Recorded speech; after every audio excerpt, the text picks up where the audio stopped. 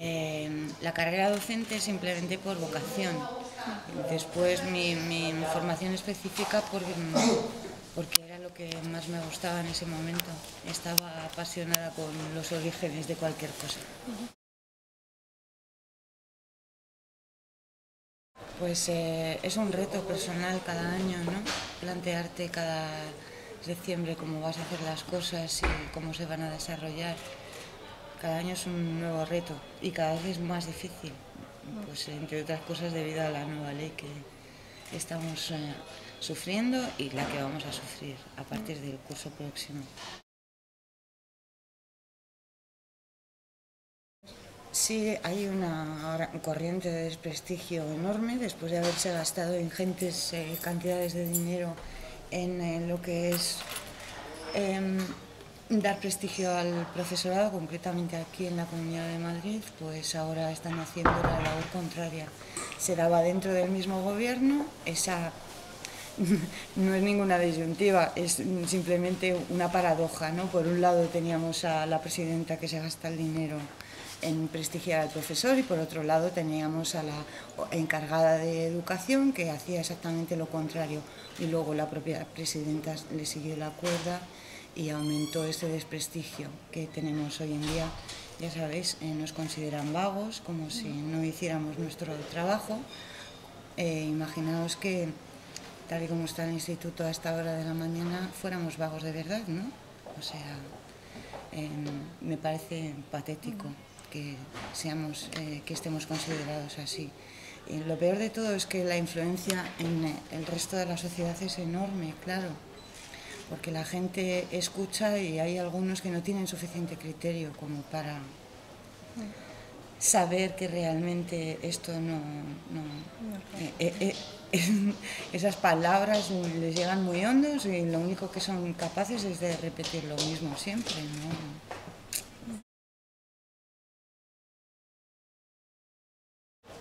A mí me parece que es muy importantísimo el acercamiento profesor-alumno si quieres llegar a él. Antes existía un distanciamiento, había una tarima. Cuando yo estudiaba había una tarima entre el profesor y el alumno, ahora no lo hay en absoluto. Entonces, ¿qué ocurre con eso? Pues por un lado, los alumnos pueden tomarte como su igual, y no somos sus iguales, somos adultos de entrada y ellos son todavía menores. Y por otro lado, también el alumno, desde el punto de vista positivo, puede ver que el profesor está mucho más cercano y es más cercano llegar a él, que el profesor es una persona, no un ente enseñante que está ahí subido en una tarima dando la clase magistral y nada más. Entonces, los dos aspectos hay que verlos, ¿no? Luego la repercusión que tiene cada una de estas dos vertientes es importante. Llegar al término de medio es difícil, claro, porque luego depende no solo del profesor, sino también sobre todo de la cultura del alumno, del ámbito familiar y del envoltorio familiar, o es decir, de lo que su familia le inculca a él, porque la educación, a fin y a cabo, la recibimos en la familia. Aquí nos forman la mente, pero es la familia la que nos hace el carácter y la que nos hace tener un criterio determinado. ¿Y crees que esto se cumple en este instituto? Sí, o sea, el acercamiento entre profesores, sí, desde luego, mucho. Es muy cercano, no tienes más que verlo en cualquier sitio. Bueno, ahora mismo, ¿no? Pero mucho más que en otros, desde luego, donde jefatura de estudios es una tarima, por ejemplo, o no digamos dirección. Aquí es todo lo contrario. Yo creo que el acercamiento es muy importante y también se atajan más rápidamente los problemas que puedan surgir. Sí.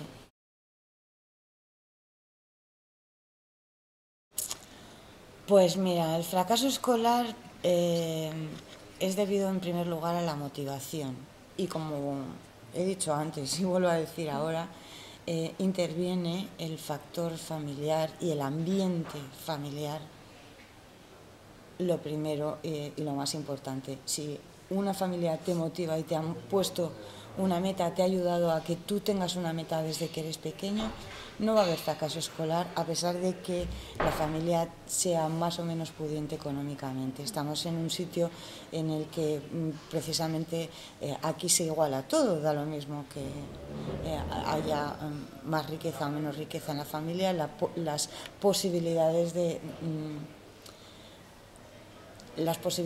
de llegar al máximo escalón da lo mismo, ¿no? O sea, son para todos iguales, pero es la familia la que motiva.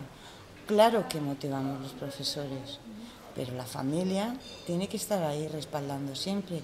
Si la familia no se encarga como es debido del niño, el niño no será un buen alumno, nunca. Es muy difícil que por sí mismo tenga motivación. Necesita una labor desde pequeñito hasta que sea adulto en esa motivación, en tener un interés, en tener curiosidad por aprender. Aquí eso se puede ir realzando, pero si en casa no aparece esta motivación, con grandes dificultades puede salir el alumno con unas notas excelentes. Pues mira, de entrada, yo en mi departamento, como soy sola y tengo un número de horas muy determinadas, no he hecho ninguna actividad extraescolar. Otros años hemos ido al teatro, eso cuesta más o menos hacerlo, ponerte de acuerdo con el otro instituto porque no llenamos un autobús y no les puedes decir a los alumnos que para ir al teatro hacen falta 30 euros, desde luego que no, porque si no los alumnos no lo pueden pagar. Habría que ponerse de acuerdo con el otro instituto, etcétera, etcétera. Eso no lo he podido hacer este año. Y otras actividades extraescolares que están de hecho programadas pero que no se han hecho. Es mi manera de protestar, una de las protestas, no llevar a cabo ninguna actividad extraescolar por la subida del número de horas, que por otro lado aquí es voluntaria, o sea, soy yo la que he pedido porque quería hacer cantera con el latín de cuarto, porque si no ya sabes que en bachillerato hay muy pocos alumnos. Entonces, ¿cómo nos afectan los recortes? Los recortes nos afectan hasta en los folios que tenemos que utilizar a la hora de los exámenes, hasta en las fotocopias que tenemos que dar a los alumnos que no tienen libro porque no pueden comprarlo. En la calefacción, ha habido días que hemos pasado frío porque la calefacción se apaga a una hora determinada y el frío sigue haciéndolo todo el día, ¿no? En todas esas cosas afectan los recortes. Desde luego en los materiales, en el presupuesto que tiene cada departamento. Y en el tema educativo, ya no solo por los alumnos, por vosotros. Ya, pero bueno, además en el tema educativo los recortes pues conllevan a que hay una reducción del profesorado enorme y esa reducción hace que todas las cosas que estén programadas no se puedan llevar a cabo por las mismas por menos número de personas. Entonces, no solo las extraescolares, las guardias, todas las cosas que se hacían aquí antes, pues se están intentando llevar a cabo, pero si nos atornillan más será imposible. O sea, ahora mismo no falta ningún profesor, pero cuando llega la época de las gripes nos volvíamos locos con un montón de alumnos. Sin profesor en ese momento, ¿no? O porque casualidades, unos días falta una persona, otros falta otra, y entonces, ¿qué? O hay un percance y una baja no se sustituye, y el alumno se pasa en 2 semanas, 3 semanas sin clase, y esas sí son pérdidas de clases. La clase no se da, la clase se pierde. No, eso no es recuperable. Entonces, ahí se nota mucho.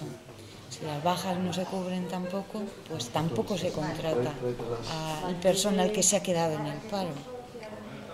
Porque es que lo terrible de esto es que el que haya menos contratos significa que hay muchas familias que se han quedado en casa en el paro, ¿no? cobrando, o muchas de ellas también sin cobrar.